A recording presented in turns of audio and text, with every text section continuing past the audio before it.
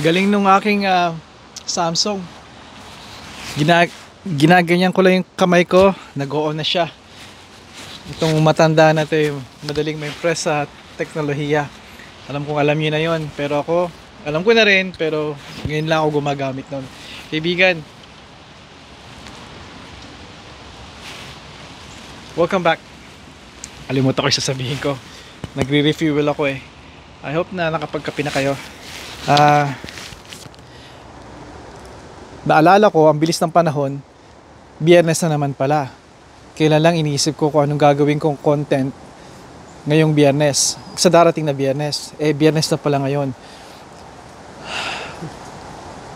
Wala akong problema sa paggawa ng content dahil alam niyo naman, samot-sari itong mga aking mga video. Itong video. Itong video ko na to ay nga tungkol sa mga, alam ko na mga gagawin ko. Pero wag niyong tanongin kung magiging patok yun. Ang importante, masaya ako sa ginagawa ko. Ngayon, medyo mandadaya ako ng konti ngayon dahil sunod-sunod nang susulputang mga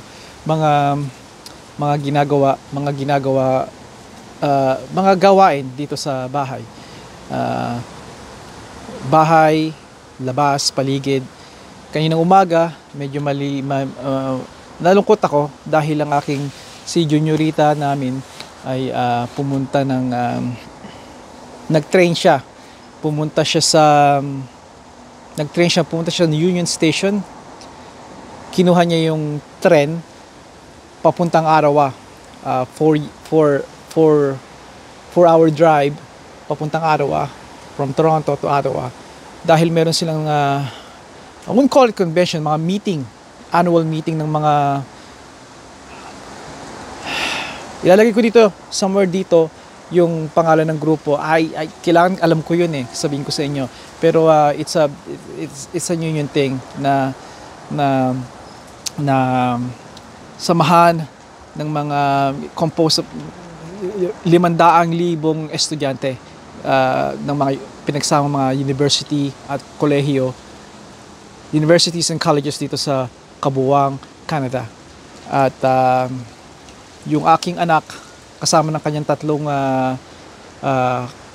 na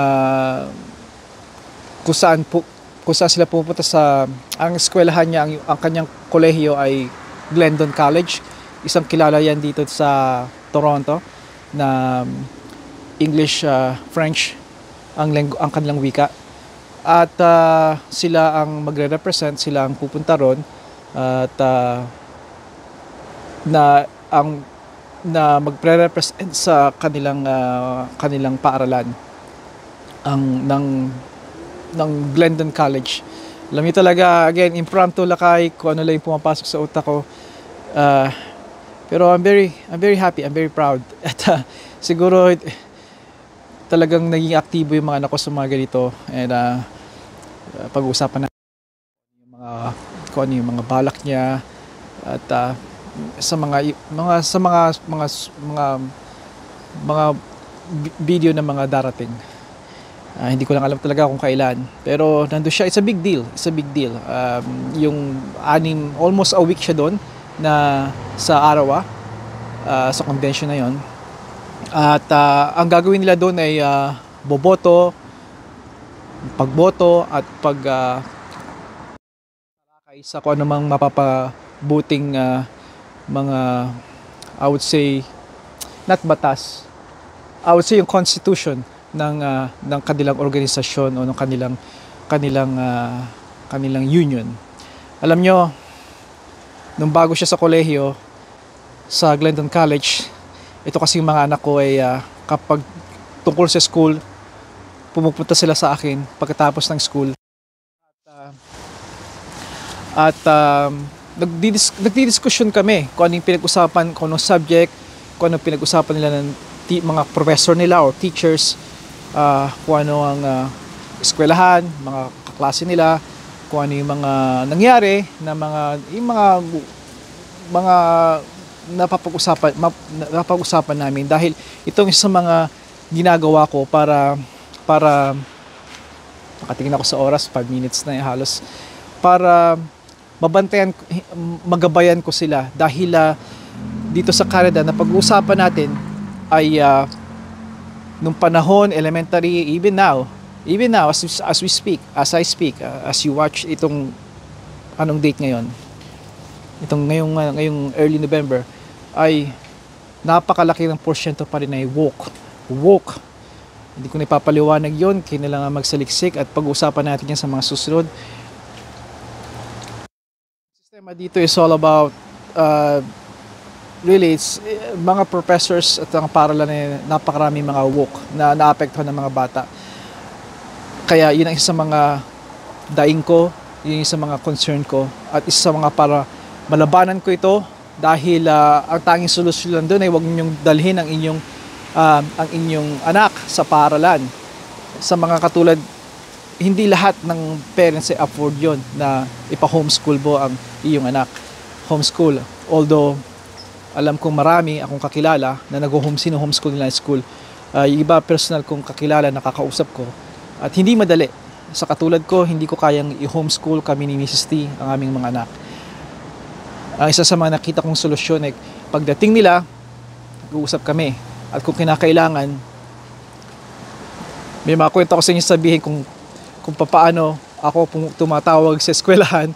At sa katunayan, ito ay magpapatunay ang aking mga pamilya na madalas tumatawag ako sa school at kina-question ko sila kung bakit nila ginagawa yon, bakit ito ang pinag-uusapan, hindi akademya, hindi matematika, hindi filosofiya, hindi bakit puro aktivismo. And may mga kaya nung gumraduate si Juniorita nung elementary, isa sa mga nakakamayan ko doon ay yung secretary ng school na siya yung tumatanggap ng mga tawag at kilala na niya ako. Mr. T, Mr. T, Mr. T. Kaya nalala ko noon nung graduation niya, kumuha siya ng banquet na banquet hall, at doon dinaos dito kasi kababayan ko dinadaos dito sa paaralan, di ba? Doon ko na ngayon. Pero dito magrerenta sila ng banquet hall, isang lugar kung saan rerentahan nila at doon idadaos ang selebrasyon ng pag-graduate, pagtapos. At naalala ko nung particular naalala ko noon na ang tagal naming nagkakamay, nag-handshake. Sinabi namin ang sinabi ko na isa sa mga sinabi ko sa kanya ay I hope hindi na ako tatawag sa eskwelahan at tapos na sa elementary ang aking gagraduate ang aking anak, si Juniorita ko. Hindi ko na sabihin syempre mga pangalan ng mga anak ko, ay hindi na kita makakausap. And nagpasalamat ako sa kanya na salamat sa pagtanggap po ng mga tawag ko, pakikinig sa akin, sa mga hinaing ko, sa mga requests ko napakarami, sa mga complaints ko, sa mga request ko na makausap ang principal, ang teacher, at like even mga simple things na please call me back, have them call me kung ganon, or I will call them sa convenient time nila. Dahil patungkol lagi sa anak ko, naiintindihan nila yon at maayos ang aming hiwalayan. At nalala ko yung handshake na yon. It's like para sa kanila siguro yung pagka-relieve na isa sa mga parents na hindi ako malilimutan nila. And that is true story, kaibigan. Ang sinasabi ko sa iyo, lalo na sa mga Pilipinas na dadating yung mga anak nyo, or nandito na kayo, nagsisettle na kayo dito, nag-umpisa na kayo ng buhay, mga anak nyo ng kindergarten or elementarya or even high school, maging aktibo kayo sa eskwelahan, maging aktibo kayo sa ginagawa na nangyayari sa mga bata, dahil kailangan nyo magsaliksik dahil marami ditong nangyayari na hindi nyo na magugulat kayo. At bine-brainwash nila mga bata sa paraan na hindi maganda. Hinuhubog nilang isipan na dapat ang mga bata magdidesisyon sa pagdating ng tama nilang panahon.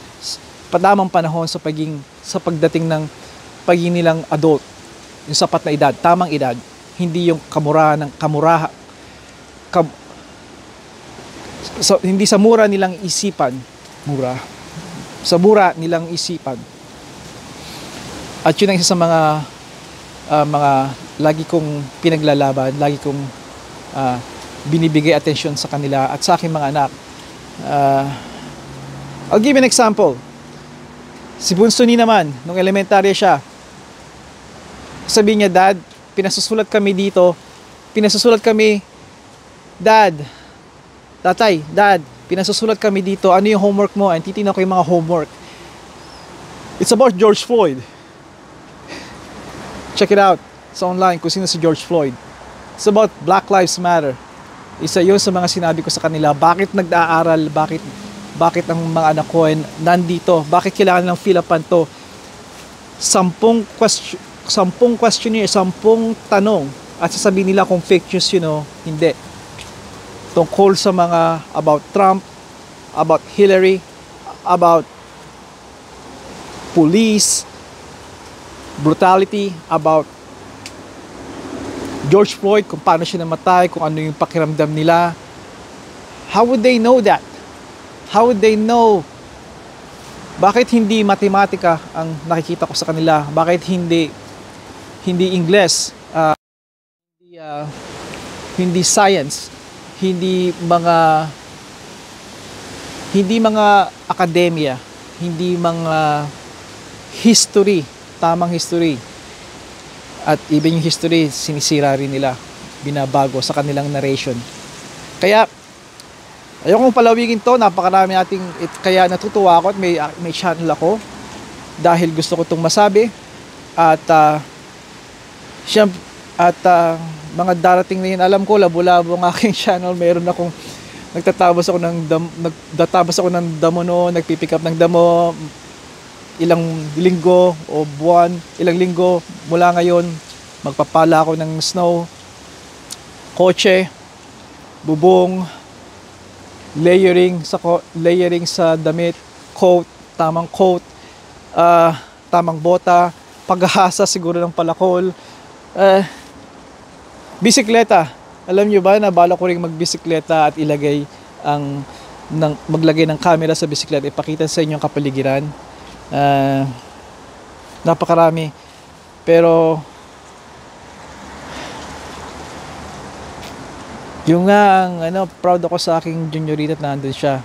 Alam ko na isa sa mga by the way, nagraran din siya ng newspaper.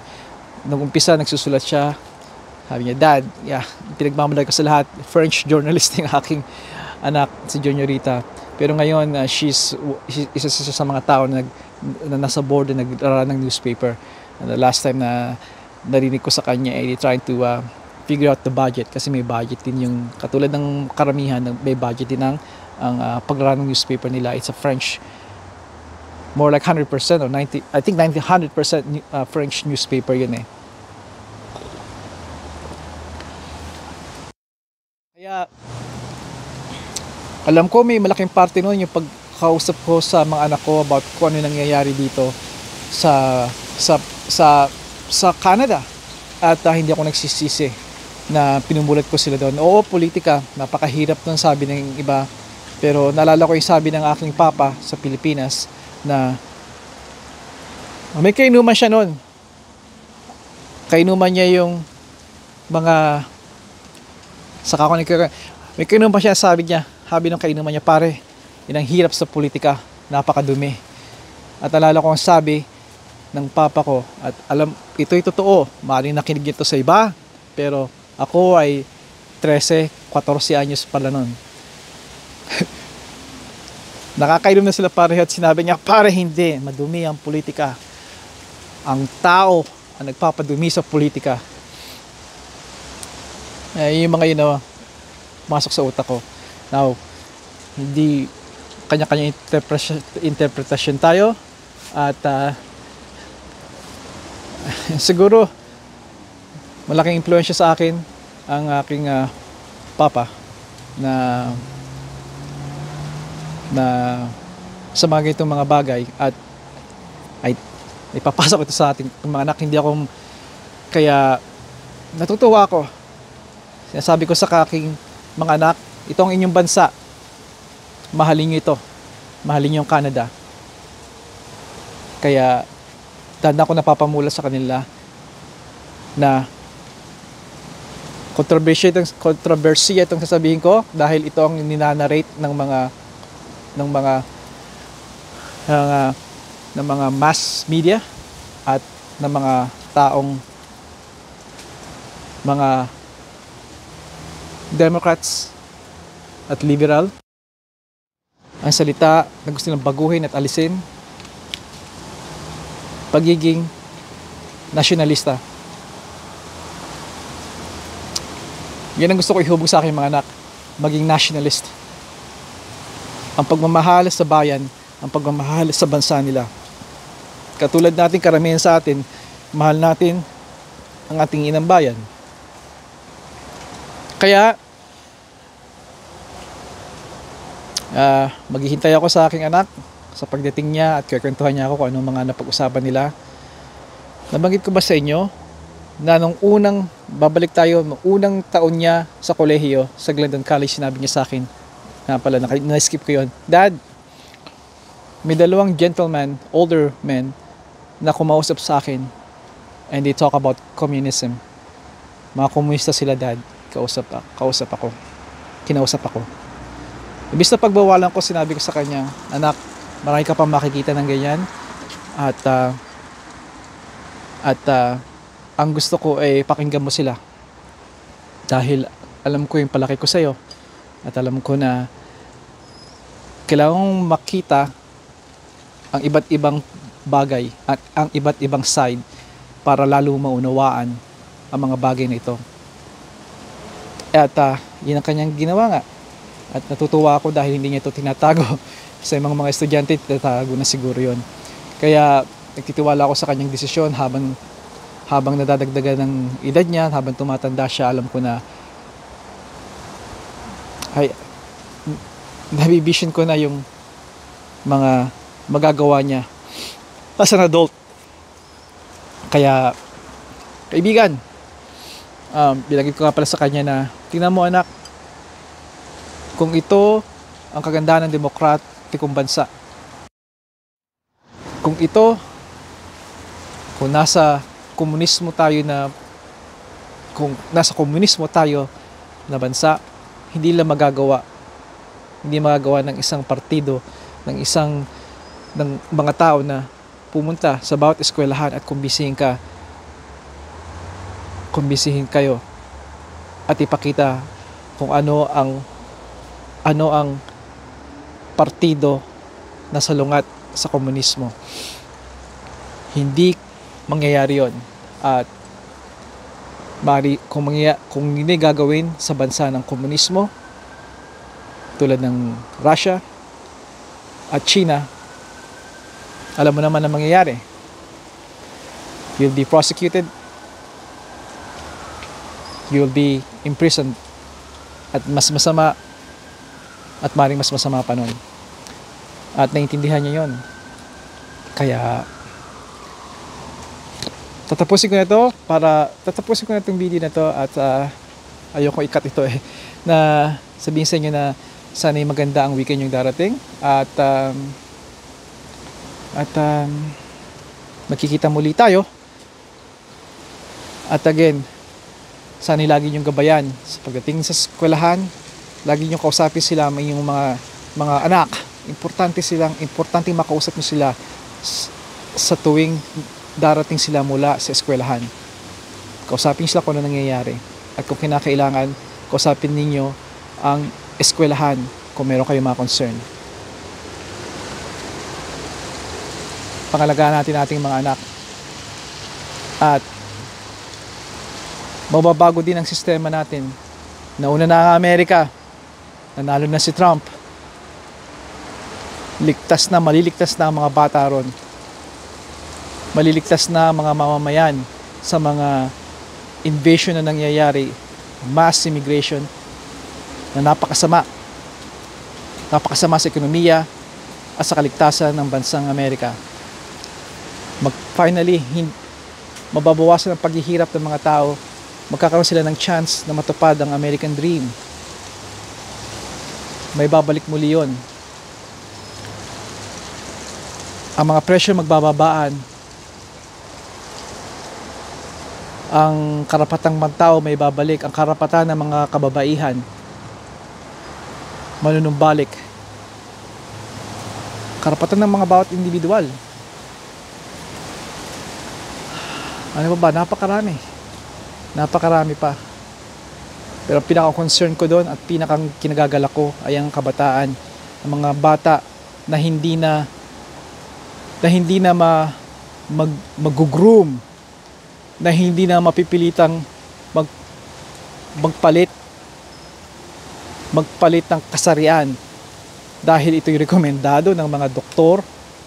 Mananagot ang mga doktor na gagawa nito sa mga minor de edad, even mga magulang, at ang mga pharmaceutical, child abuse. Matitigil ito. Kapayapaan sa mga bawat bansa, sa mga may nangyayaring gera ngayon sa Middle East, sa Europe, at sa ating bakuran, ay hopefully matigil. At ito lang ang simula. Sa susunod na taon, ang Canada naman, I just hope na huwag tayong i-let down ni Fulby dahil sinong susunod? Si Max Bernier? Kaibigan, hanggang sa muli, padayon.